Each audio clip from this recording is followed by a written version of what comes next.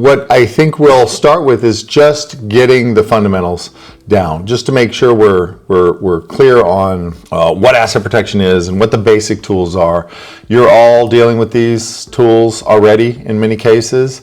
Certainly a portion of these tools are tools that are already, something that your clients have or that you have, but there's lots and lots of questions that always come up, even from advisors and professionals, about the details of them, and what are the little tricky things that we've got to get right. So this is me, as Tom said. I've been doing this for 30 years now. I started as an asset protection attorney because my dad was an asset protection attorney, and he came to it very organically, I would say, because he was actually doing real estate syndications in the 80s.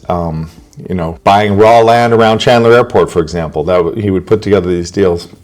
And if you lived in Arizona in the 80s, you went through what we called the savings and loans crisis, which was basically like a little mini 2008, but it happened way back in the mid 80s, 84, 85. And what happened is that he was using a tool called a limited partnership to structure his syndication deals. As his investors had financial problems because of this crisis, their creditors were coming to him as general partner and saying, hey, we want to get paid from this guy's investment in your deal. And what my father was able to do is say, no, sorry, you don't have any right to demand anything from him. You cannot force us to liquidate the properties. They're not ready to be liquidated. You can't really do anything. And to this day, if you do a real estate syndication, they are still using limited partnerships most often. It is still the preferred tool because of that very clear distinction between who controls it and who owns it. And the limited partners own it, but they have no power whatsoever. The general partnership controls it. And so he helped his clients, his friends, his investors settle with other creditors, even though they had assets in his partnership. A light bulb went off in his head and he said, wow, that was actually really cool. That worked great. What if we did that on purpose? What if we actually did that for the purpose of asset protection? Because the first time it was an unintended consequence, an unintended benefit of investing in syndications, but there was no reason you couldn't do that as an actual goal, protect the assets. And so he basically dived deep into asset protection in the 80s when it was really not even a thing. It didn't exist. It was business planning and estate planning, but there was no area of law called asset protection. There was no American Bar Association committee on asset protection like there is today. There was no continuing legal education classes on asset protection. They just didn't exist. And so he was at the very forefront. About the same time, the Cook Islands passed the first Foreign Asset Protection Trust statute in 1984. And so he traveled all over the world looking for and researching and understanding this. And so what you're getting today is really a very advanced, distilled, efficient, tested version of what he came up with almost 40 years ago. And I've been refining it and using it with thousands of clients ever since. And so we have a very, very, very good idea of exactly how it works nowadays. It is now a thing. I mean, you guys all know it's a thing. There are dozens of continuing legal education classes on asset protection. I teach many of them myself. And there are whole committees on the American Bar Association. There's whole conferences on asset protection. It is part of absolutely every estate planning workshop that I have ever seen in the past 15 years. So it's become a thing. And if you don't know about it, and if you can't competently help your clients navigate it, then you're missing a really important part of what you do. Because in my opinion, I would love to say it's the lawyers who are the primary advisors and the quarterbacks for our clients, but it's not true. It's you guys. It's 100% you guys. It's the CPAs. It's you who are truly their first and most important advisor. You have more contact with them than we do. You are involved in their numbers in a way that no other professional advisor is, not their CPA, not their financial advisor, not their estate planning attorney, not me as their asset protection attorney, no one. You're it. And so from my perspective, you guys are actually the most important, the CPAs, the most important to understand this. You don't need to know how to do it. Doug, I'm going to interrupt just for a second. Just to be clear, most people on this call are not CPAs. Okay. Joel, Steve, both DSPs, they're entrepreneurs. So we do have a couple of our CPAs in the group, but they're here to support. Okay. But you're primarily talking to really our entrepreneurs. These are our top entrepreneurial clients in the entire Wealthability system. Okay, well, even better, because for the CPAs listening, all that applies. For the individuals listening, you guys are going to get a very first-hand account of exactly what asset protection works at a high level. So this is going to be a great session for you. It's going to be right on point. So let's just start with the most basic question: is, well, what is asset protection? What is it? At its simplest level, it's anything. Absolutely anything that would protect an asset of a client, of yours, from a creditor. That's it. So having no assets is asset protection. You don't have anything, they can't take it. Giving your assets all away to your kids or to somebody who's not you, asset protection. If you don't own it, somebody can't take it from you. Creating structures that make it very difficult. Investing in a fund, for example, like a syndication deal that I referred to, where you just don't have access to the money and you don't have any control over when you have access to the money, that's a form of asset protection. So basically anything that would stop a creditor from just barreling in and grabbing your money, that's going to serve as a form of asset protection. So there's really two major areas, and this is important because it's not often talked about. Usually people skip straight to asset protection planning, but it's very important to understand the both of them. The first is exemption planning, and then the second is asset protection, and you want to make sure you understand and use both. So what is exemption planning? And usually I would be stopping and asking questions and seeing if anybody knows the answer, but I'm just gonna go through it, and then we'll stop and we'll talk and break out into groups, and you guys can explain it to each other. But exemption planning is basically the assets that are exempt from your creditors per state and federal law. So what would that be? That would be things like your homestead. There's in every state some level of homestead equity, home equity in your primary residence that you can protect from creditors. In some states like Texas and Florida, it's unlimited. You can protect a $40 million home or a $100 million condo in South Beach on the penthouse floor of the nicest building, and you can have $1 billion in creditors. They cannot get your $100 million condo in South Beach because it's exempt under federal law and in Florida, most importantly, under state law, under state constitution. Texas is similar. There's actually several other states that are actually coming online and moving from a limited exemption to a bigger exemption. And I think that's done from the state's perspective to attract people to come and live there. If they know that at the very least their home is protected, it's an advantage. It's one thing that you tick off the box of, where do I retire? Another thing is ERISA and IRA protections. ERISA, when we say ERISA, we mean federal. That's what we're really talking about. We're under ERISA in the federal guidelines. And federal law around ERISA is that all of those assets are protected, all of them, which is great. So if you have a 401k, a defined benefit plan, something that qualifies as a federal ERISA plan, it's fully protected from creditors. So I don't know if you guys remember, if you're old enough, the OJ trial. I was actually in law school. Barry Scheck, his attorney, was one of my professors at Cardozo Law School in New York City. And so we all watched the trial every single day in the law school. And when he got a judgment from the Goldmans against him personally, civilly, for, I think it was $11 million for wrongful death, his only two assets were a home in Florida and his NFL retirement plan. And so they actually couldn't get anything because he had exemptions. So that's just an example of what exemptions are. And if your clients have those things and they don't know they're protected, that's a great opportunity for you to say it. If you have those things and you don't know they're protected, it's a great opportunity for you to say, oh, great, I don't have to worry about my home. I live in Texas, or I live in California, but I only have $500,000 of equity in my home, or I have most of my money in an ERISA plan. The other thing that is commonly exempt in many states is life insurance and annuities. So when I say life insurance, I mean the cash value.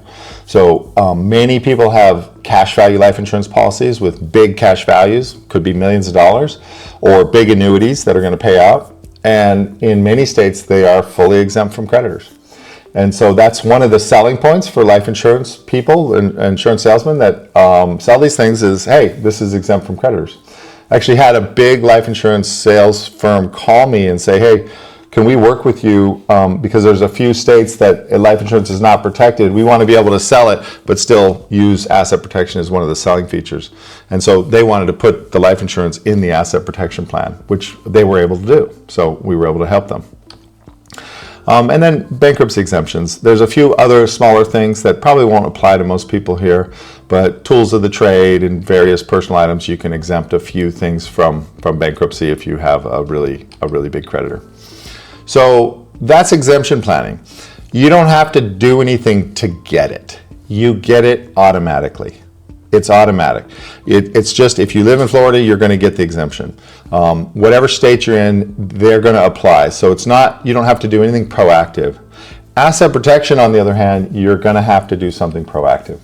Because asset protection is what removes or limits access to the assets. And this includes things like spendthrift trusts, charging order protection entities like LLCs, limited partnerships, locked up or unreachable assets. Like I said, if you invest in something and it's locked up for 10 years, you can't reach it, neither can your creditor, at least for 10 years. So I'm often asked, which one is better? What should I do? Well, the answer is both. You're going to do both. Exemption planning is seen as more secure because it's automatic. It's sanctioned by statute or federal statute. It's very strong when it applies. And so, best practice is maximize your exemptions first. So when a client calls me and they say, we do an analysis and we're looking at their assets, the first thing I'm going to do is go down and see what I can get off of the unprotected side just by looking at the exemptions. Sometimes it's almost 100%. Most of the time, though, it's not. Most of the time, it's something less than 100% of what it is that they have. So first, we go through the exemptions, and then we move to asset protection. And we use the asset protection to protect the excess. In other words, anything that can't be covered by exemptions. So occasionally I get questions from clients that say, well, I'm about 50% protected by exemptions. I like that, how that feels. I don't want to do any asset protection. What else could I do? And depending on the state they live in, they could pay off their home. In other words, increase the equity if they're in a state where there's still plenty of homestead exemption. They could buy life insurance, or they could contribute more to their ERISA qualified plans or their IRAs. And in a few cases, that's actually enough. But again, in most cases, it's not. And the other disadvantage with exemption planning is that those things are all restricted on access. So if you put money into your cash value, it's a certain type of investment. Yes, you can borrow it back out, but you're not fully controlling the investments, right? It's invested in the insurance company's portfolio. ERISA and qualified plans, again, not everybody should have every bit of their life savings in a qualified plan. And I'm sure I've actually heard you, Tom, say stuff about that. It may be good, but it's certainly not where you want all your money. It's too locked up, too much restriction, too much penalty to get it out. So when we're talking about asset protection, when we're actually into the asset protection conversation, there's 4 things that I can tell you that clients want. They always want this, so I have just designed for this because I know this is what the checklist of things that my clients are going to want to see. One, it's just got to work. This cannot be a smoke and mirrors fake plan or looks good, but it doesn't actually work when put to the test. It's just got to work. 2, they want to keep control.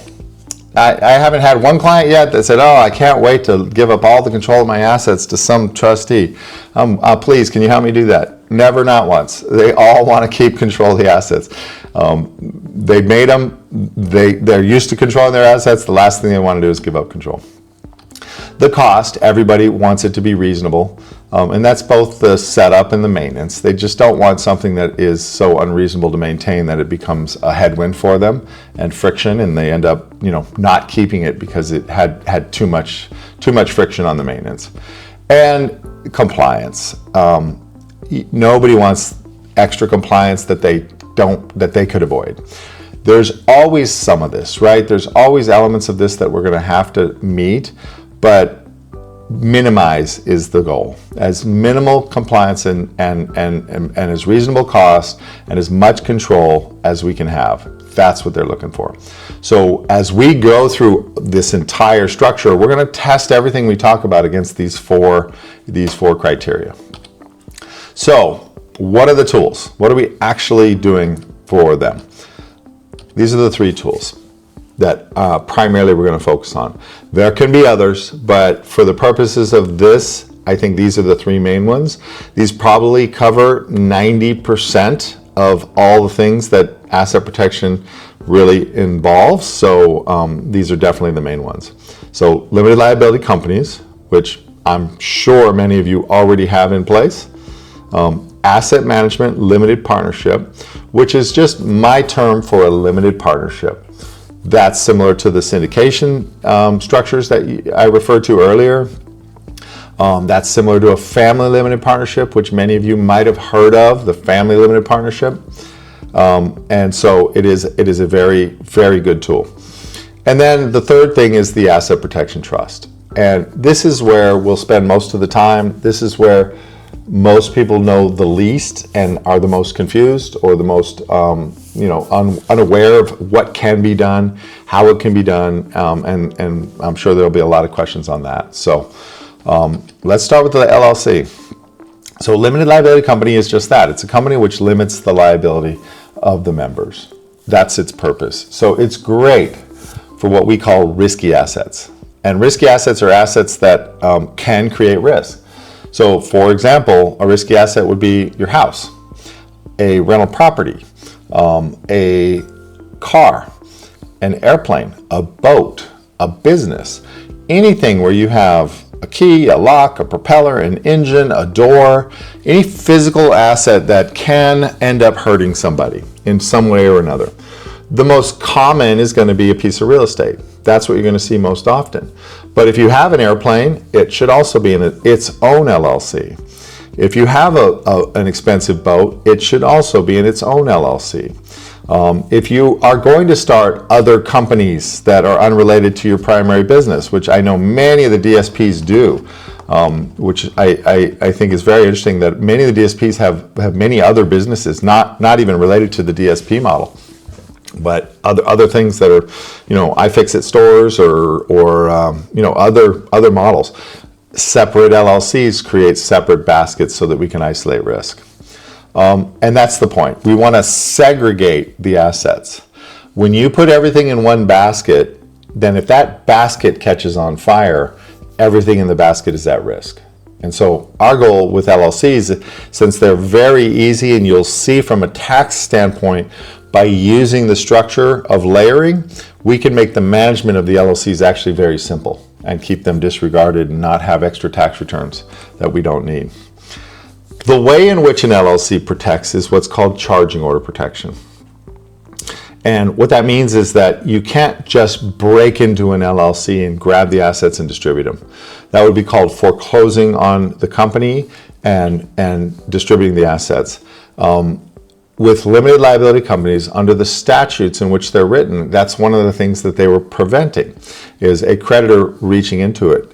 In order to provide a remedy for a creditor, which they still needed to do, the states that drafted these statutes said, well, we can't leave the creditors out, we got to give them a remedy. They gave them a remedy called a charging order. And what a charging order is it's basically a lien against your interest in the LLC. So if you're a 50% member in an LLC that invests in a portfolio of real estate and you have a judgment against you, that creditor could get a charge against your interest, but they cannot force a distribution of the underlying assets, and that means you can basically hold them off. And that's exactly what happened in the story that happened with my father and his investors, because a limited partnership has the exact same type of protection, which is charging order protection. It's a very nice level of protection. It does a good job. Asset management limited partnership, very similar in legal structure, but in my opinion, and when I look at it and the way I use it, it's even better, especially at the holding company level. And we will put this all together, so it will make sense. You don't have to get it all this first 10 minutes. But what it holds is the LLCs. So if you've got a bunch of LLCs and various assets, investment real estate, your other businesses, etc., and we layer them up into a holding company, now we have 2 layers of charging order protection. And that's very good. And this is also an opportunity for you to choose a different jurisdiction than the jurisdiction of the LLCs. When you set up an LLC, for example, to hold a piece of real estate, a lot of people will ask me, well, I've heard Wyoming or Nevada or Delaware has really good LLC laws. Should I use an LLC in that state? And my first question is, well, where's the real estate? And if the answer is, oh, it's in California, then I say, well, if you set up a Wyoming LLC, which is totally fine and legal, and then you import it to California and you have it own California real estate, you're going to have to register that Wyoming LLC to do business in California. You're going to have to pay the franchise tax in California anyway. And if you're ever sued, the California court is certainly going to apply California law. So there's no real advantage at the holding company level, at the LLC level, to have an out-of-state LLC, particularly for real estate. Once you get to the holding company level, though, that analysis changes. Because at the holding company level, now we're not doing business in that state. We're holding interests in LLCs that might be doing business in a dozen states. But the asset management limited partnership itself is not going to be. So we can choose one of the better states. And the states that are considered better are Arizona, Nevada, Wyoming, Delaware, Alaska are also very good. And we use Arizona for some particular reasons, which we'll discuss a little bit later. But that's where you get a diversity of jurisdiction. So not only are you now having 2 layers of charging order protection, the first layer at the LLC level, but now you have a second layer at the holding company level. The holding company is going to be a multi-member entity. What that means is that it's going to file its own 1065 partnership tax return. It's going to be taxed as a partnership. It will not be disregarded. It will have its own separate EIN number and be taxed as a partnership, and it will generate K-1s for the members. So it is still a pass-through entity, so there is no tax assessed at the limited partnership or holding company level, but it is a pass-through entity. And so you're still going to pick up all the income or loss on your personal return. The benefit of that is that you still get all the benefits of that. So if you have a bunch of depreciation coming through from bonus, you're using bonus depreciation, you're buying real estate, it's all going to pass through on the K-1 straight to you. You still get to use it. Same way you would if you own the real estate directly. You still get the step up in basis at death because it's passed through. We haven't completed any gifts. We haven't put it in anything that would stop that. And so it works perfectly with estate planning. And as you see, it works perfectly with the asset protection trust. And that's its main goal, is to consolidate the assets. I want to add something in here, Doug. Sure. Is that, you notice that we're not talking about corporations here, and we never put real estate, for example, in a corporation. Correct. We don't get that liabilities, the basis for the liabilities does not pass through in corporations, as corporations included. We don't get the same step up in basis if we're an S corporation. So we don't, investments we hold in the holding company is always a limited partnership. It's never even an LLC tax as an S corporation. Never. There's serious tax considerations. We want investments to be held through a limited partnership or an LLC taxed as a partnership. That's right. Yeah, 1,000%. And this is a mistake I see all too often. Oftentimes clients will come and they've already done a bunch of planning and they'll have a bunch of S corps. I will tell you, this class we had the last 3 days. I know. We probably had 5 or 6 people with real estate in S corps.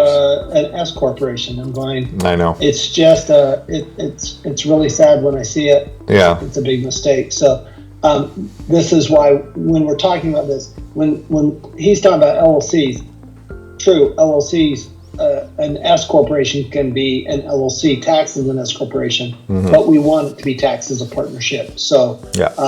When we're talking about investment assets. Okay, let's do this, Doug. You need to stop sharing your screen. Let's put everybody into a breakout group at this point. Okay. And we're going to, and then we'll get into the asset protection trust. So let's go ahead and do that. Jamie, if we would, just 3 or 4 people in a group and discuss it for 6 minutes. Okay. And we'll come back with any questions. Thanks. All right, here we go. So we just did a asset protection for our first house in Florida for a rental for Airbnb. Okay.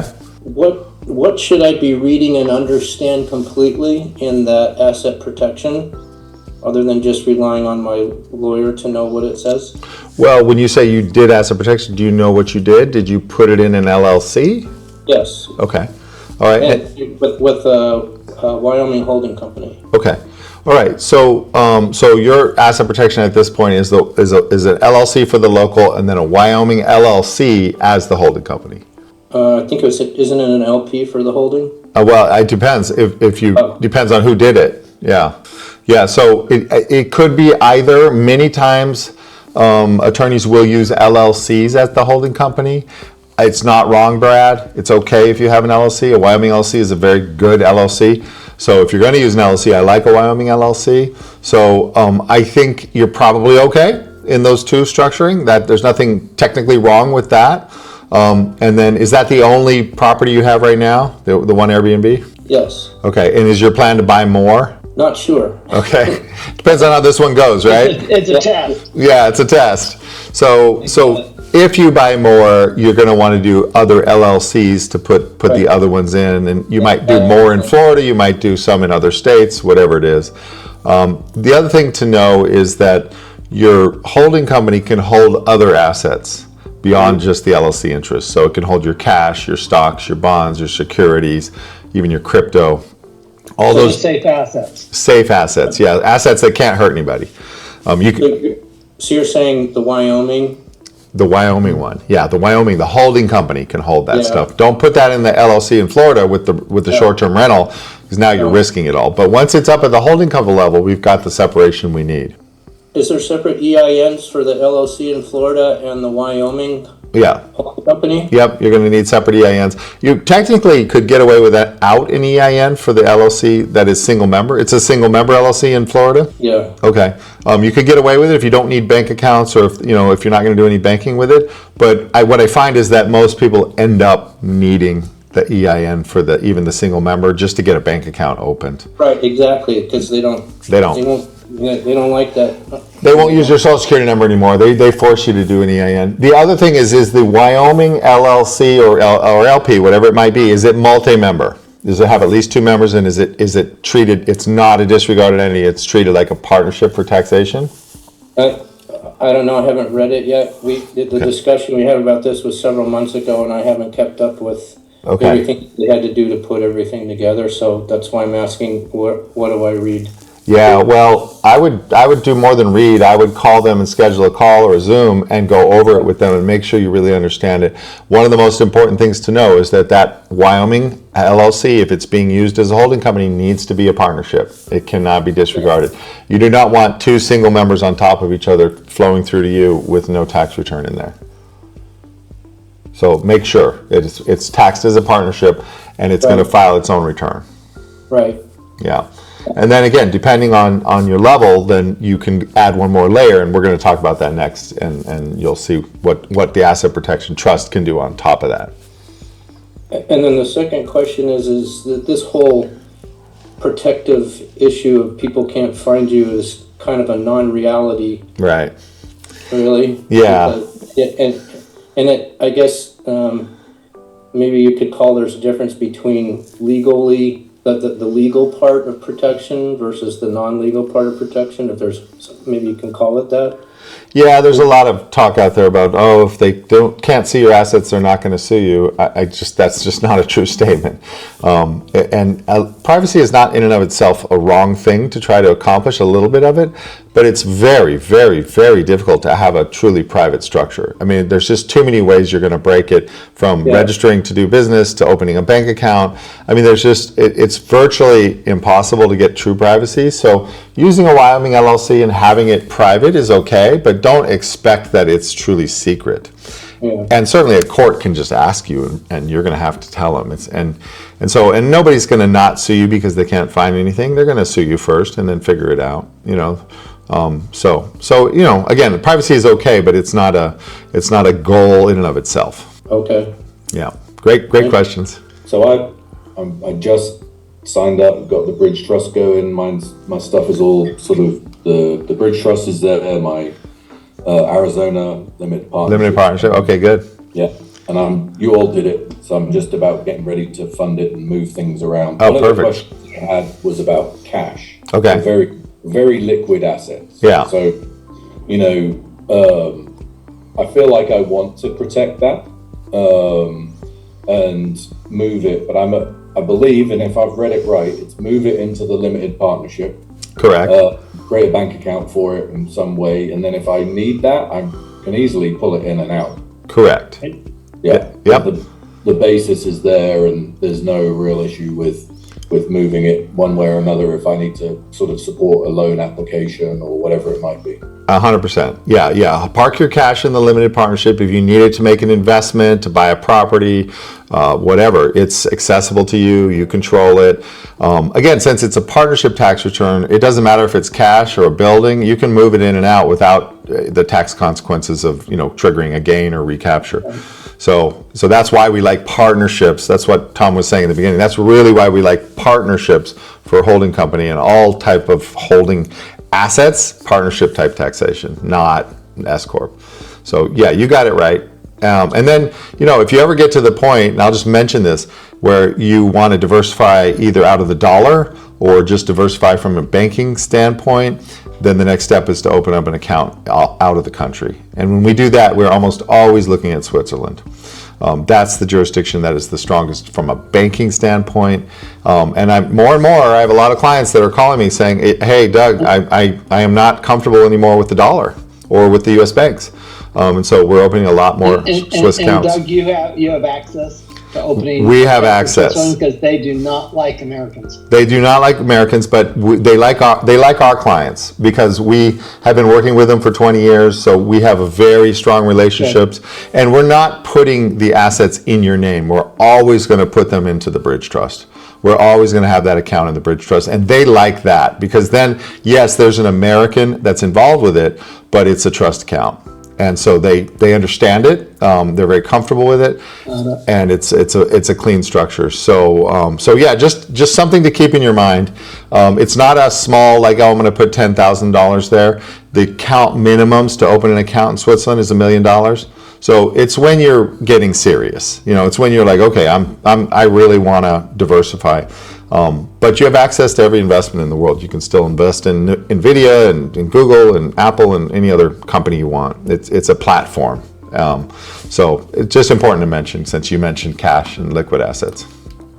Yeah, because when I also talked to my lender who I use for stuff about if I wanted to guarantee using the trust, they would just put the guarantee on there. What are your thoughts on that? Is there any issue with that? Or? There is no issue with that. So what you're referring to is if you need to get a loan and the lender sees your balance sheet and they see all these assets that are effectively in the trust through the holding company, and they want to make sure that you're going to guarantee with those assets, you can sign as the trustee and as the general partner and use those entities to guarantee the loans. There's no issue with that. You have the right to do that, and honestly, you're probably not borrowing if you're not willing to to stand behind, what you're borrowing. So most of our clients, they will do that. Now, occasionally, a bank won't ask, and I'm certainly not going to tell you to volunteer it. If a bank doesn't ask for a guarantee of your trust or your partnership, great. You just got a bonus, but it's no big deal if they do ask. You can certainly do it. Okay. Yeah. Thank you. Thanks. So can I add something along those lines? Sure, Joel. Doug, we're a client as well. Yeah. So we had the opposite experience Steve did when we tried to borrow against assets that are in the structure. Yeah.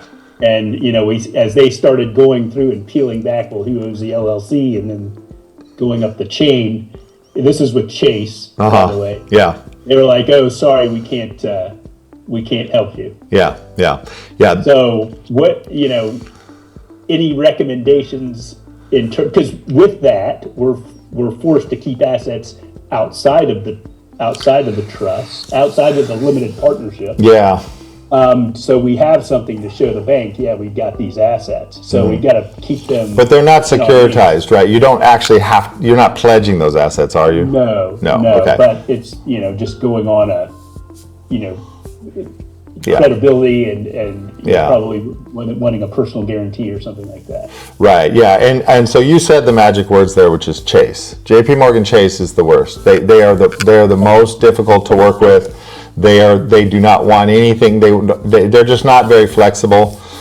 So I have a smaller bank that I use, MidFirst here, and it's a kind of a regional bank. They don't care at all. But believe me, I have to sign on behalf of the trust and the partnership, but they don't care because they understand it. Chase is just not a great bank when it comes to that. So one option I would say is explore other banks that are more flexible. And then the other option is that you can always write a note so that you're borrowing the money out of the partnership, not just making a distribution.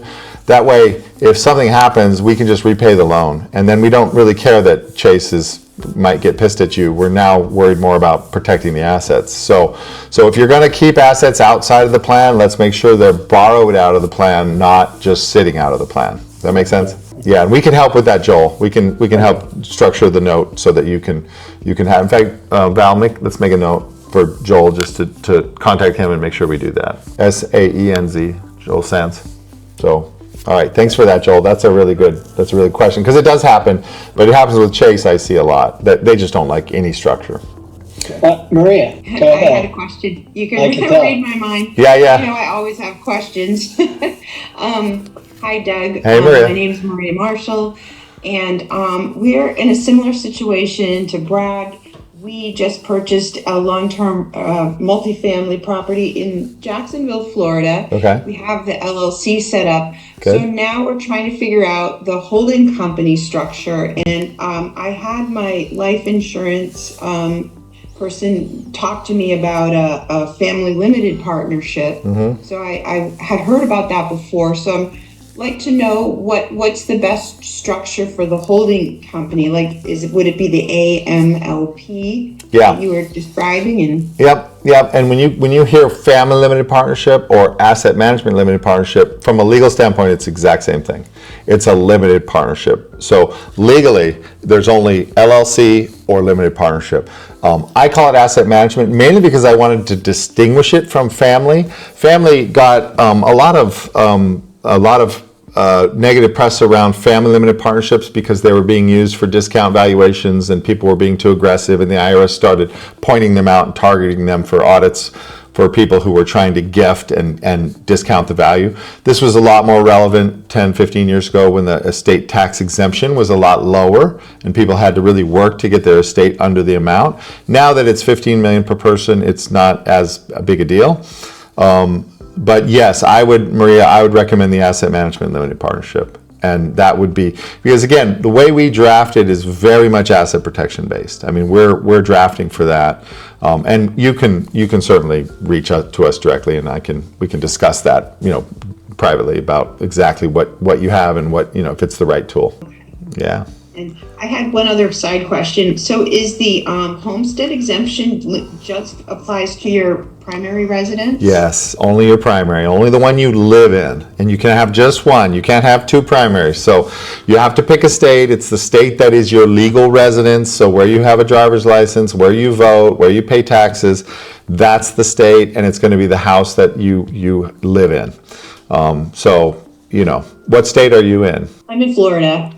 Oh, well, great. So you're unlimited. So you're rock solid on that one house. All right. Yeah, that's good. So buy a house with a really big lot. Yeah, exactly. Okay. Sounds good. There you go. Yeah. All right, Doug, you want to go ahead and continue, and let's go through the asset protection trust, and then we'll start actually working. So that's the asset management limited partnership. So let's talk about the asset protection trust. This is kind of the big granddaddy of asset protection. This is the thing that everybody really understands or needs to understand. So it's really about enhancing the domestic structures. It's really about giving it a lot more strength than anything domestic. It's not limited to any specific risk at all. It's anything, because you're really protecting the assets. So it could be a lawsuit, it could be a claim, from a partner, it could be the government coming in. It doesn't really matter. It's going to be against any kind of threat or risk. It does add a little bit of privacy, but most importantly, it adds protection. It's really the whole thing. And you can set it up in 3 different ways. We can set it up as a fully domestic, fully foreign, or as a hybrid called a bridge. And we're going to talk about all 3 so you can really understand what the differences are and what makes most sense for you. So what is an asset protection trust? It is what's called a self-settled spendthrift trust. Self-settled means you're just creating it for yourself. You're your own beneficiary. Spendthrift means that you are protecting it from creditors. Spendthrift are the provisions which are basically saying a creditor cannot reach these assets. They are only for the beneficiary, which, as we know, is you, because you self-settled it. So there's those 2 schools of thought, international and domestic. And then, of course, there's the hybrid. So the international I like to talk about first because it came first. It was invented first. It was created in 1984. The Cook Islands Trust Act was the first statute globally that ever specifically created an asset protection trust. And it was written by an attorney in the United States with this express goal of protecting assets, and then it was passed by the legislature in the Cook Islands, and so it is very, very slanted in favor of the creditor, and I mean of the beneficiary, of you, of the debtor. So there is no recognition of any other jurisdiction's court orders or judicial proceedings. Statutory, it's in the statute. The Cook Islands is not allowed to recognize any other country. If you come down there, you're going to have to start your case from scratch. I mean, from zero. You cannot import any of your things in because of number 2, there's no recognition of any other court proceedings. You have to prove your case beyond a reasonable doubt. That is the murder standard. That is the highest possible burden of proof. It's incredibly difficult to meet. And on a civil case, it's unheard of. We do not use that here for civil cases. We use the preponderance of the evidence, just like 51%. If it's just more likely, then okay, you win. But with beyond a reasonable doubt, you have to be 99.9% sure, and that's virtually impossible. You can't get a contingent fee attorney because they don't allow contingent fees. You can't amend your claim once you file it. They don't allow that. And if you lose, which you are certainly going to lose with the beyond a reasonable doubt burden of proof, you've got to pay all the legal fees and costs of the entire process to the winner. So there's a huge financial disincentive to even try to go down to the Cook Islands. And that's assuming you even beat the statute of limitations, which is 1 year, which means you're very unlikely to even get down there before the statute is run. So this is huge. And so if we look at our 4-part test, effectiveness, it's got it in spades. I mean, it is by far the most effective type of trust in the world. There is drawback though. The cons, they're expensive. Not just to set up, but more importantly to maintain. I have here 10,000. 10,000 is on the low end. It could be 15,000. It could be even a little more. It depends on what you're doing. There are significant compliance requirements. Form 3520, 3528 annually, which is a full balance sheet disclosure of the trust assets, all the parties to the trust, who the agent in the U.S. is going to be responsible for the trust, and or a copy of the entire trust sent to the IRS. If you do open up accounts offshore, you have further disclosure in the FACTA compliance, foreign account tax compliance. And then, of course, if you have an offshore trust, we really don't want you to have control of the trust. So a lot of clients, particularly at the level where you probably are not going to need this, it's more of a, hey, I just want to be sure I'm putting the lifeboat on the boat, I'm putting the parachute in the plane, but I don't think I'm going to need it. The full offshore trust, as good as it is in strength, comes with enough drawbacks that I don't use it very often right off the bat. I use it about 5% of the time. About 1 in 20 clients, I'll go straight offshore. And that's because there's particular considerations. So control, you're not going to have control. The costs are going to be much higher, and the compliance is going to be a lot more. There's some cases, and we don't have to spend a ton of time on these. I don't want to chew up all our time, but I can just kind of quickly summarize them. FTC is a group of Ponzi schemers that stole a bunch of money from little old ladies in Pasadena. The FTC, which is a super creditor, came in and wanted to get the assets of the trust, and ultimately they couldn't get them. They could never force the assets out, and the Andersons, the scammers, the criminals, settled for 10% of the assets of the trust. So they had about $10 million in there. They wrote a check for $1 million, and they kept $9 million. So it's a bad fact case. I don't want to be the lawyer for these guys. I wouldn't take these guys, but it just does go to show that even the federal government couldn't break into the foreign trust. Grant is a much newer case, 2008. Again, super creditor, the IRS. Mr. Grant puts a whole bunch of money in a trust, 36 million bucks, and then he proceeds to die and leave the IRS hanging for 36 million bucks. So IRS comes after the trust and Mrs. Grant. Net result is they could not get it. And so the assets were 100% protected. And again, super creditor, IRS. So even the IRS could not get into the Cook Islands Trust. Solo, another super creditor, the SEC, Securities and Exchange Commission. He was kind of a bad guy. He was wanted by the SEC. They got him. They convicted him of whatever he had done. Whatever financial crime he had done, and ultimately he was held in contempt for being such an asshole, which he was, but the assets were still safe. And so again, another super creditor that could not get into the trust. So the point of these cases is to show just how strong the Foreign Asset Protection Trust is. It's just incredibly strong. Let's talk about the other end of the spectrum, the Domestic Asset Protection Trust. These are newer. These came along in 1997, really, is when the statute was passed. 1998 kind of is when they started. Alaska was the first state. And basically an attorney here said, hey, why are we sending all this business down to the Cook Islands and to Belize and Nevis and all these other jurisdictions? We can do it here in Alaska. We're almost a foreign country. And so they did. And they copied the Cook Islands statute to the extent that they could. And now we have, it's now 22 states that have some type of domestic asset protection trust legislation. I'm going to skip this. These aren't really relevant. So what's the advantage of a domestic asset protection trust? Well, the cost is going to be lower because you don't have the foreign component. And the foreign component is part of what adds to the cost of the foreign trust. The compliance is going to be less, again, because it's not a foreign trust, so you have less compliance. However, what are the disadvantages? Well, unfortunately, effectiveness. And that's a big one because what I said, it's got to work. So if it's not working, if it when tested fails, I don't feel very comfortable using it for clients. I don't want to say, yeah, this maybe is going to work. That doesn't give me the warm and fuzzies, and it doesn't give my clients the warm and fuzzies. And then, of course, control. If you do a domestic trust, you very much need to be away from the control element of that trust.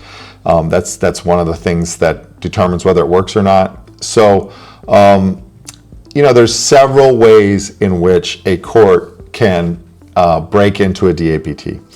Full faith and credit, choice of law, and we'll see in a couple of cases here. Bankruptcy code can just look through it, especially if the trust is younger than 10 years old. And then there's a bunch of exemptions in all the statutes that say, oh, but it's not going to work for these things. Or again, you're just leaving it in the hands of a domestic judge who may just decide they want to reach a certain result, and they're just going to break the trust, and they might not even have a good reason. They're just going to break it because that's the result they want. So a couple of cases, and again, we won't spend a lot of time, but this guy, he was an Alaska resident, and he didn't have a lot of money. He had $60,000 of property, and then he got a $100,000 gift from his mother, but it was all his money in the world. And so he set up an Alaska DAPT on the advice of an attorney. But then he got sick, had medical expenses, and he decided, I'll just declare bankruptcy because I have this trust and I can just wipe out all these medical expenses. The bankruptcy court just looked at it and said, nope, we're gonna claw all that back, and they broke right into the trust. The trust company in Alaska turned over the assets within a week. They didn't even fight, and so the result was a complete loss of all the assets of the trust. So again, this is a case that should have worked. He should have had protection because he was an Alaska resident.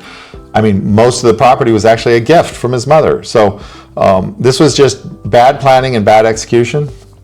But it also gives a real sense that, look, a domestic trust is vulnerable. In regard to Huber, again, this was 2008, a real estate developer. He saw the writing on the wall. He set up a trust in Alaska. And of course, the bankruptcy court said, no, can't do that. They did it. Again, the trustees turned over the money instantly, and it was a complete loss of all of his assets.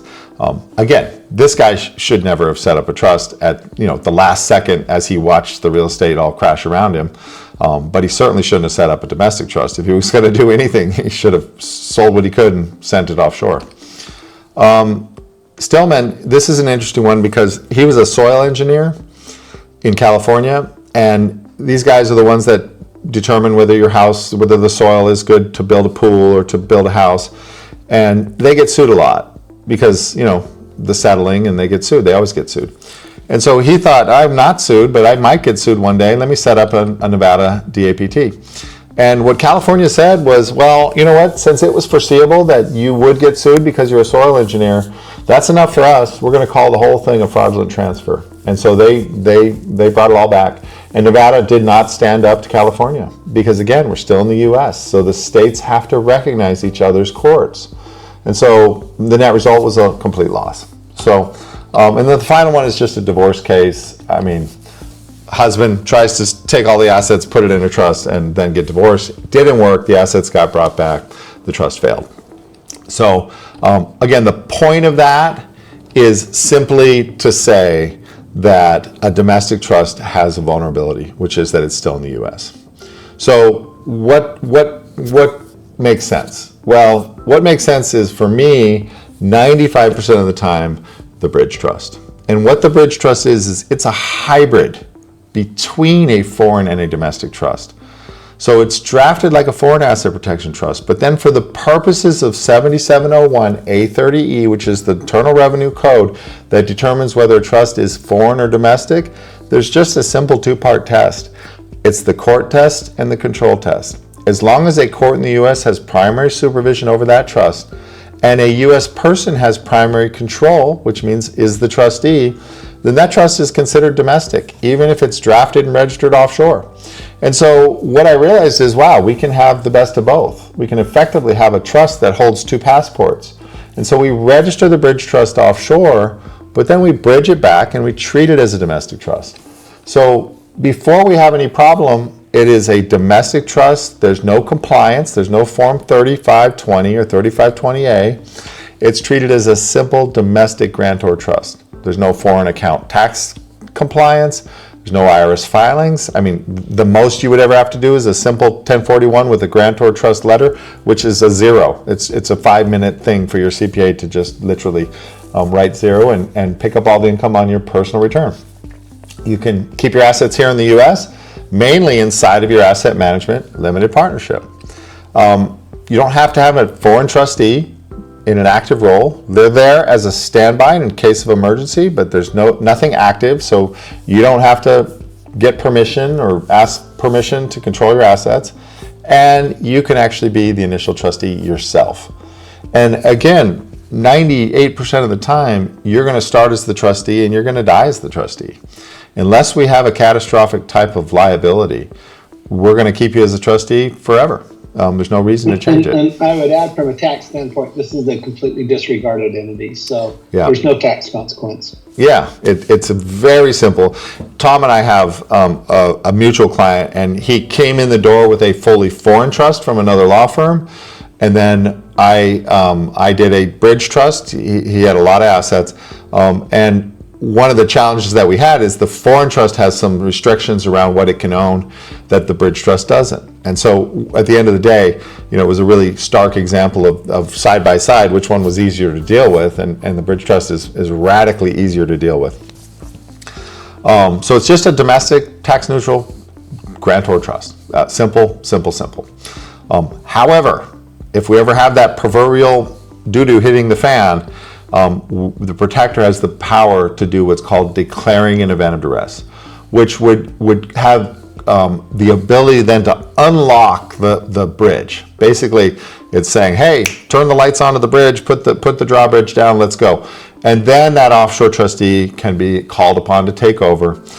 They can remove you as the client as trustee. We can move the assets offshore. We can demand a distribution from the holding company. We can do whatever we need to do to secure the assets, and that will create the protection.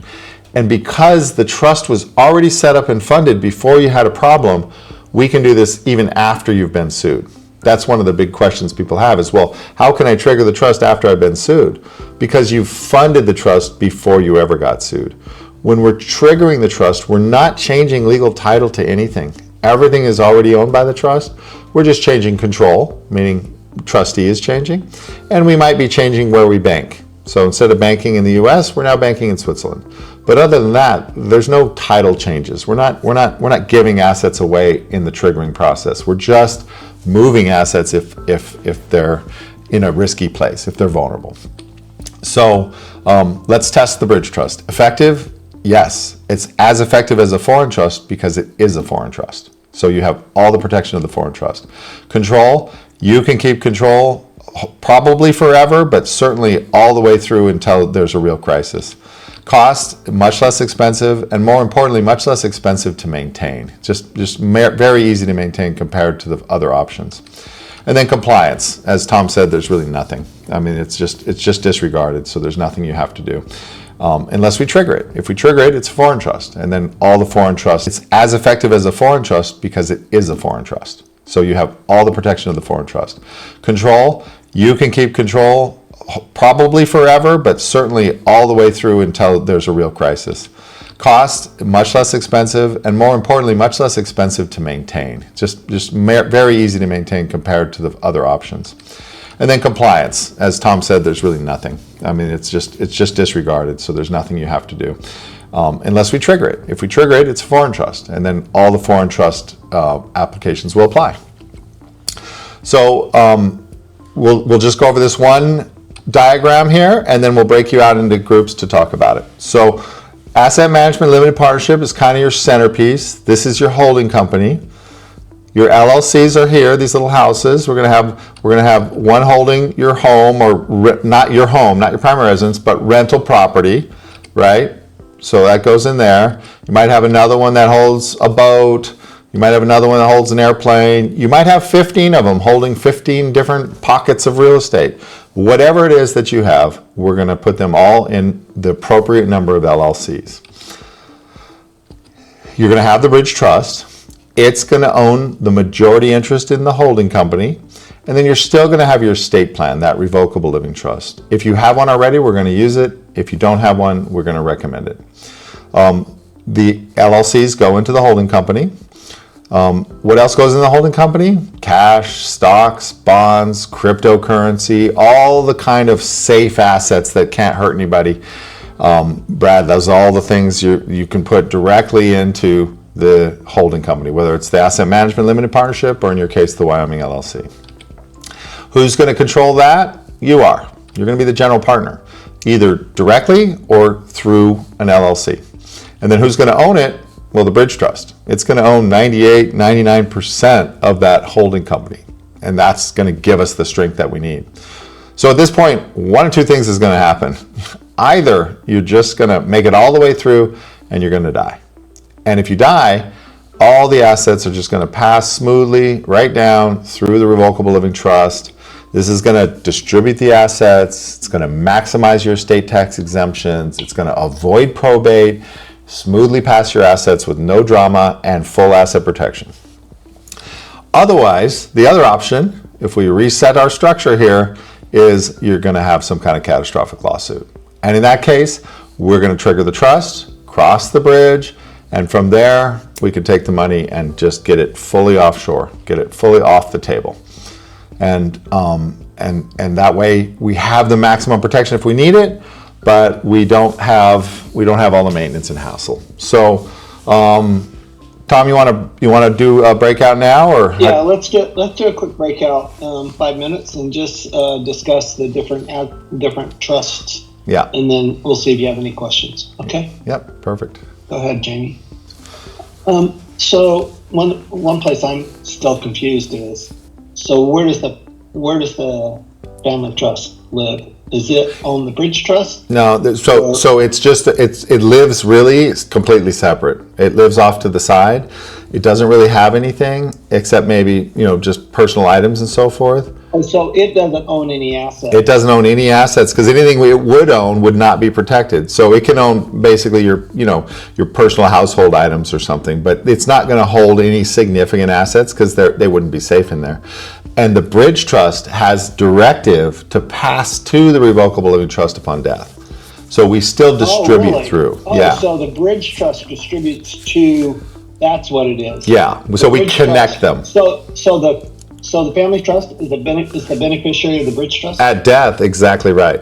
At death. Yeah, Okay. death of the settlers who are the original beneficiaries of the Bridge Trust. When they die, the Revocable Living Trust is the successor beneficiary.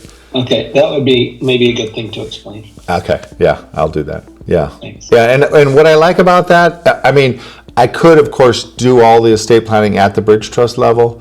What I don't like about doing that is that now we're taking on a whole different set of responsibilities, and it's very state driven. Right, it changes the document. It changes the document, and I want to leave the estate planning attorney in place. I'm not trying to displace them.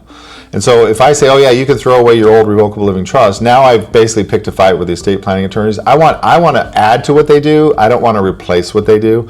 Plus, I don't want to be an expert in 50 states trying to figure out all the estate planning technical differences in 50 states, because there are differences. There's a lot. And so it's much better to have the estate planning attorney in the state. And that's where the network comes in.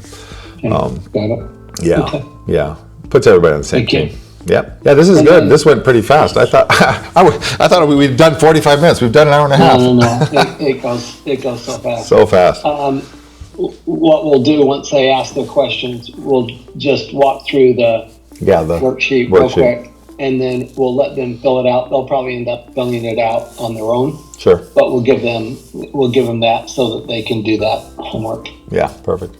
Yeah, the conference on Monday and Tuesday was what a rowdy group, man. They were fun. I mean, they did not want to let go. They were just like, woo! Tell you what, they stayed all the way through the end. Just never seen that before. Oh my God! Nobody left early. No. Even on the second day, they were like, "Are you coming back tomorrow?" I said, "No." They're like, "Okay, well, we're not going to let you go until we're done." So I think we went over. What time were we supposed to end? 5? Yeah. Yeah. So we went to 5:30 because they weren't done. They were ready to go for more. So, but great group. Awesome. I enjoyed it. Awesome. Yeah. This is becoming a good class. I think so. One thing, Doug, I suggested to Brad is that you and Brad ought to get together. You ought to enter into an arrangement for him to actually sell your stuff. Be great. Let him sell it, because I think there are some of those people, and this typically the DSPs, right? They're the ones that are most worried. But there were probably, 8 DSPs there? Yeah. And some of them want that bridge trust right then. I know. And I think it would be better if Brad actually collected the fees and sold it for you. I would be thrilled for that. Yeah, absolutely. You can work that out directly with Brad. Pay commission to Brad. Yeah, sure. Yeah, I can get him retainer agreements that he can hand fill out there and say, hey, at the show, if you want to do it right now, and if you know you want it, that would be great. Yeah. And take the money. I mean, I agree with you. I heard earlier when you were saying take the money. I agree. Take the money. Don't worry about the retain. Don't worry. Take the money. They will do the rest. Once they've given you the money, in fact, there's no guarantee they will give you the money. If they can sign engagement letters. No, that doesn't guarantee anything. You take the money, it guarantees everything else. Yeah. So, all right. Here we go. There. So if you have a catastrophic event, it triggers the bridge trust. Bridge trust goes overseas.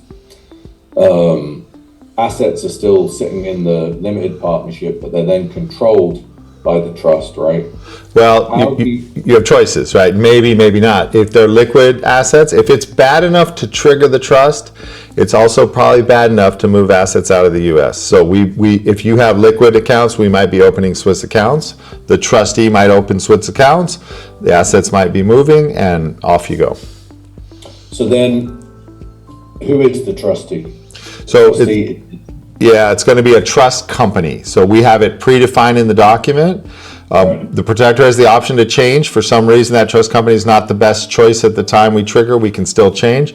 But we use a couple of 3 different trust companies that are all we've been working with for 20 years that we know very well, that are really good. You want a professional. This is not a job for cousin Joe that happens to live in Italy, right? It's a professional job.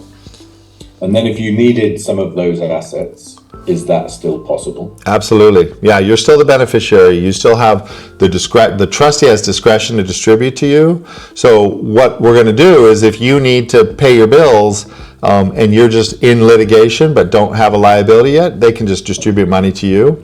If you're post-judgment, meaning they've already got this $20 million judgment against you and now you have to live off the trust, we'll just send the bills to the trustee. So the trustee would pay your Amex bill. Trustee would basically pay for your life. So you would become your trust fund, baby. So I have like a virtual, I'm my own parent. You have created your own parent for yourself to protect you from your creditors, which you somehow ended up with. Yeah, exactly. Right. Got it. Yeah, but that's rare. I can tell you, we rarely have to go to that level because the whole point of this is not just to, tell them to go pound sand and deal with it forever. The whole point is to put yourself in a position with enough leverage to negotiate and get this thing settled. It's probably worth some check that you would be willing to pay just to be done with it. It's just the check will be a lot different if your money is safe than if it's sitting there and they have access to it. Okay, great. Thank you. Yeah, good question. Doug, so with other assets that aren't in the trust, we can put them into the trust, but they don't need to be in the limited partnership. Correct. You don't have to fund the limited partnership first. Certain assets go directly in the trust. Notably, your primary residence is one of those assets that can go directly in the trust.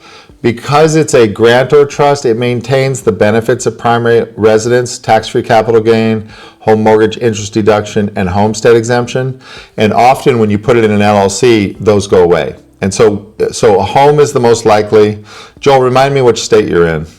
North Carolina. Okay.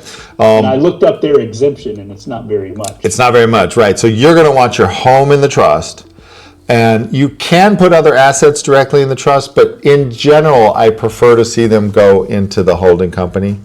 But there are some exceptions. Cryptocurrency actually is one exception. In a lot of cases, it's easier to account for cryptocurrency in the trust because it uses your social security number.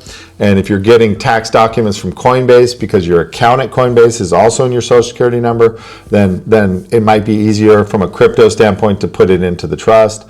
I've had some clients that have successfully opened up partnership accounts at Coinbase, in which case it's in the partnership. You can now. You can now. Yeah, it wasn't the case before, but now it is. What about like stocks and mutual funds? Into the partnership is much better. Yeah. And but remember, the partnership has its own EIN number, and it's going to have its own accounting, and you want all that there because you are getting a belt and suspenders approach. You're getting charging order protection when things are in the partnership, and a lot of times that's enough. Like you have a creditor, and they come and they're like, oh, geez, partnership, charging order, and then a trust. It's very discouraging to them. So. We'd rather have things funded into partnership because you're getting the partnership protection and the trust protection. Thank you. Yep.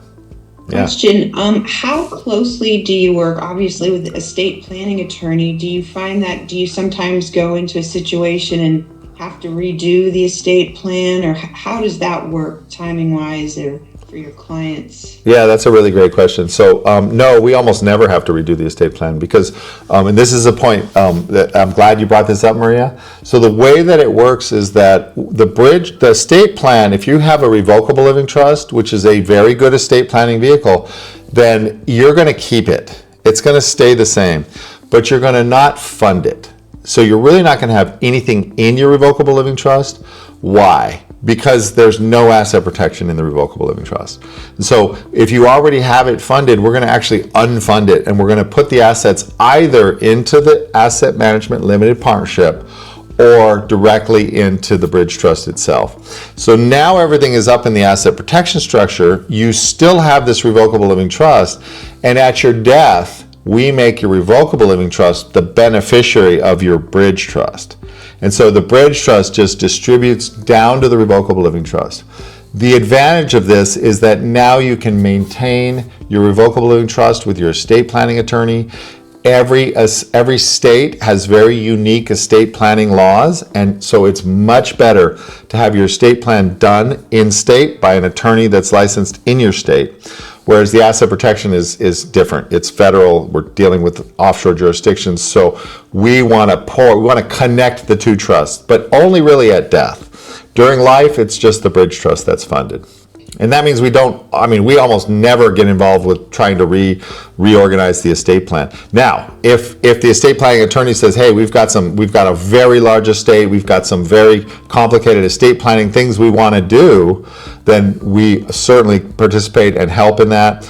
Nothing that the bridge trust or the partnership setting that up and funding it will not limit or take any options off the table for future estate planning.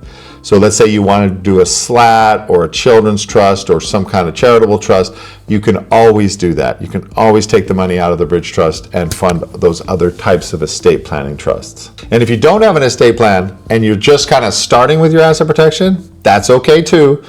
You still are going to want to get an estate plan. And then if you have an attorney, you're going to want to work with them.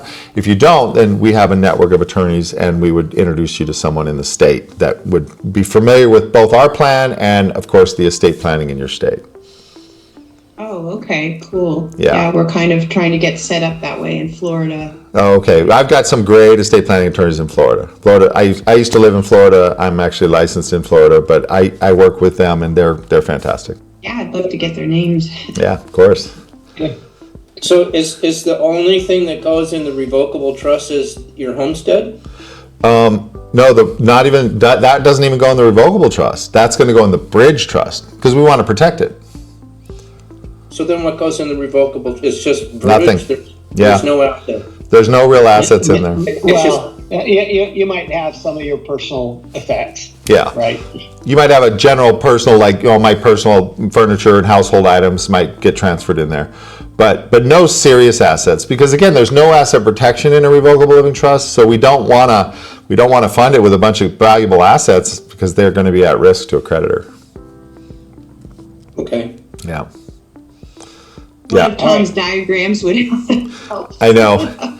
I know it's I know it's complicated in a theoretical sense, but it's pretty simple. Everything is in the bridge trust, and the bridge trust, the revocable trust becomes the beneficiary of the bridge trust at your death.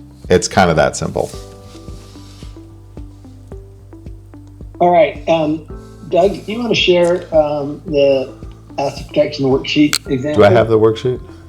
If you don't, I can share. Why don't you share it? I don't think I have it on my computer. So we're going to start with an example, and then we actually have a fillable forms that you can use. And if we don't have time to complete it today, you can. It's a fillable sheet. You can we'll put it in the chat, and you can download it. Yeah. So let me show you the. Here's the. And Doug, I'll let you walk through this. Yeah. Okay. So there's two. This one is our example, and then there's one that's green that is fillable for you guys to do for yourselves. But the idea is this is kind of like what we go through when we're doing an analysis for a client. So we want to understand what your profession is. That helps us kind of assess your risk. So in our example here, I just put business owner and consultant. What kind of business activity is that? So I want to know, like, what are you doing? And so consulting services and online education is what this guy does, my sample guy here. And believe it or not, that's actually a fairly high risk thing. All kind of online things get a lot of risk associated with them. So we kind of picked this one on purpose because it's a sleeper. You think, oh no, he's taking no risk, but he's actually taking a lot of risk. I had one poor guy. He didn't give back. He made a guarantee for his $1,500 course, and he didn't give the money back because the guarantee was based on people completing the steps, and this guy definitely did not complete the steps. This thing has spiraled out of control. He's got a class action lawsuit, and he's looking at millions of dollars of liability for not giving a $1,500 fee back. So this is the kind of stuff that can whipsaw you real quick. Employees, I really care how many employees you have because that's another big point of risk for you. So however many employees, and are they independent contractors or are they employees? And if you do have employees and independent contractors, I would encourage you to make sure that you've got them classified correctly. I see a lot of people misclassify their independent contractors. They're not actually independent contractors, they're actually employees. And this has gotten a lot more strict. And basically, boy, unless it's a company that you've hired and you're just one of many, many clients that they have, if you have somebody that pretty much just works for you, I can already tell you they're an employee, they're not an independent contractor. No matter how much they seem like they meet the test, they're not. Do you own real estate? And then we're gonna outline it below. Real estate is obviously both an asset and a liability generator, so we really want to understand the real estate. And then, what are your exposure areas? Business liability, tenants, personal guarantees, anything you can think of that you feel is a risk. Do you have any prior lawsuits or current claims? That's really important because if you have prior lawsuits that are resolved, they're not an issue whatsoever. But if you have existing or current claims right now, it is an issue. And we have to address that. It does not mean we can't do planning. It just means that we have to address it directly. We cannot just pretend like it's not happening. And then your state of residence is incredibly critical because it drives everything. It drives all the considerations about what we can and can't do. So I picked a terrible state here, California. Who lives in California? Anybody? I feel for you if you live in California. I mean, sorry, Michael. You used to? California to Florida. Oh, well, you upgraded, at least for all the reasons that I would say. You might not be as beautiful, but you certainly have made it a lot easier to protect yourself. So then we go. Disagrees, but. What's that? My 14-year-old daughter disagrees, but anyway, that's another story. Oh yeah, I'm sure. California. I'm sure. Yeah, I know. Yeah, no 14-year-old wants to move. I can promise you that. No 14-year-old. So section 2 there, that's the actual assets. So when I say approximate value there, think equity, not gross value. Equity is the fair market value, what you could sell it for minus the debt. That's the number that matters. I don't really care what it's worth. I care what value it is to you.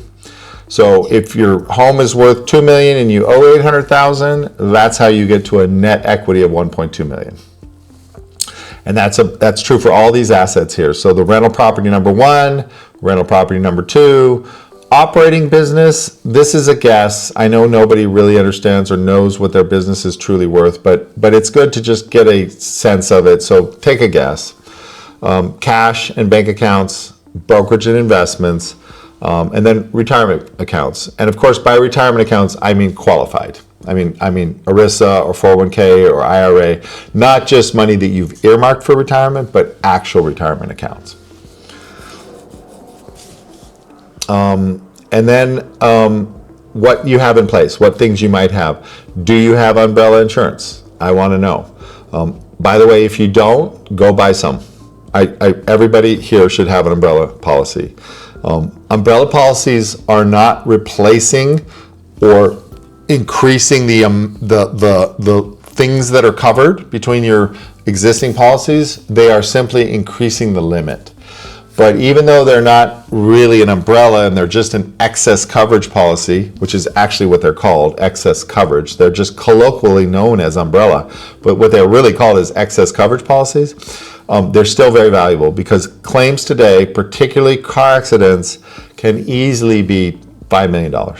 So I have a $5 million umbrella. I wouldn't have any less. I think, and it's not expensive. I think it's $2,500 a year. So worth every penny, every penny. Do you have any LLCs for existing real estate, for example? Do you have a trust? And note what it is. Many of you are going to say yes on the LLC and also yes on the trust. You're going to have probably a revocable living trust. Of course, unless you're already my client, then you're going to already have all these things. Do you have an asset protection trust? And by that, I mean a specific asset protection trust, not one that you've done for asset protection.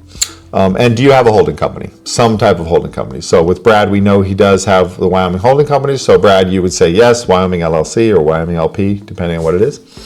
And then section 4, what's your exposure? Personal assets held personally, no legal firewall. Real estate, are they all in separate LLCs and are they isolated and segregated? Cash, are they in personal accounts or do you have them in your holding company or do you have them in a qualified plan that's protected? Business risk, that's a big one for everybody here who has a business. That's probably your biggest risk area. That and personal guarantees and loans are probably your biggest. And then, litigation planning. I mean, litigation planning is, what were you trying to say with that, Val, with the litigation planning? Reactive only or no pre-planning? Yeah, so it just means litigation planning. Do you have those insurance? It's again just kind of reiterating what we already talked about there. You have those insurance policies in place. Maybe you already have asset protection in preparation of litigation, right? Instead of reactive planning, meaning you're getting sued and now we're trying to do asset protection. Okay, so really, do you have asset protection in place and do you have insurance? And so it's kind of the checkbox of do you have all that stuff. So it's really just trying to help you outline what your assets are and how they're held. Ultimately, you probably want to then have this reviewed with somebody like me that can help you kind of dissect it all and understand what you have that might still be at risk, what's kind of covered, how it all fits together. And so here's the green one. This one is a fillable form, and you can fill this out. So, Clarissa, let's go ahead and put this in the chat, if you would. Both of them. They're in there? Okay. So if you want to pull this one up, let's take the next few minutes and let's start pulling them out. We'll start with your risk profile. Go ahead and fill this out. We'll take 90 seconds to fill this out. Primary profession, business activities, and we start right now. Go ahead. Between like a business policy and a personal policy. Yeah, personal policies are personal, and an umbrella is almost always going to apply only to the personal policy. Business policies are definitely different. So you just want to be really clear. You can have the umbrella policy have additional insurance though, right? Yeah, you're just going to pay more if you want to insure business activities and so forth. But yeah, you just have to tell the insurance company. And you know, a company like Chubb or one of the higher end companies, this is not a State Farm type of thing. I mean, you really want to be at this level. You probably want to be dealing with one of the companies that's a little more expensive premiums for those companies, or not necessarily, but they're significantly better when we're talking about paying out on claims. And I went through a wildfire in Colorado, and everybody had all these different levels of different companies up there. I had Chubb, thank God, and they were incredible. State Farm was the leading, acknowledged, absolute nightmare worst, and I wouldn't use them just because my experience was so hard. My neighbor's experience, I should say, on getting any kind of claims paid. So it does matter the company you're with. Okay, let's go to section 3, your current protection tools. 90 seconds for this. All right, thank you, Jamie. Thanks, everyone. Any final questions or thoughts for Doug? Can we send this to him if we're not a client to set up a consult? Yeah, actually, yeah, absolutely. Absolutely. Yeah, that would be. Yeah, I'm gonna put Iman. Iman is my assistant, and then you can also call if you just preferred. But you can email to that, and she will get it and put it in the file and get it to me, and then she'll schedule you, and we can go over everything. I'll say people more in my position is you haven't had any nasty thing that's happened to you in your life yet, so you know, why pay the money for the insurance if you don't feel like it's going to happen? Yeah. What's the well, the question, the question I always ask people at a conference is, how many have been sued and how many have not been sued yet? I heard that. So your chances of getting sued, I think, and being involved in lawsuits is pretty heavy. I would say that I would start with the basics, frankly. You've got to have the insurance. You need to have the LLC structures, right? The bridge trust is when you're more concerned, right? That's where that comes into play. But I think everybody should have the living trust. Everybody should have the holding company structures. That it's just not that expensive. It's easy to do, and everybody should have the insurance. And that's just the great thing about insurance is a lot of times I found that insurance just helps people go away, especially if you have any kind of real estate, because the insurance company will deal with those people, and you may never have to deal with them. So that kind of stuff that's just what I've seen with my clients, is that there's some of this minimum stuff, right, to do no matter what. Mm-hmm. And then, if you, people who go to the bridge trust tend to be people who either are quite concerned or they've been sued. Yeah, and Brad, I would encourage you, if you just want to walk it through, we can walk it all through, and then a lot of people are just like, yeah, I just don't quite need it, and that's fine. But yeah, and you don't have to have it all. It could just be, okay, I need an LLC. Right. I need an LLC holding company, or I just want to review the insurance. It's not an all or nothing type of thing. It's what makes sense for you and at what level. For sure. All right. Well, thank you, Doug. Yeah. Really appreciate that. Thanks everybody for being here. Please, again, if you haven't yet registered for next year, please register. I think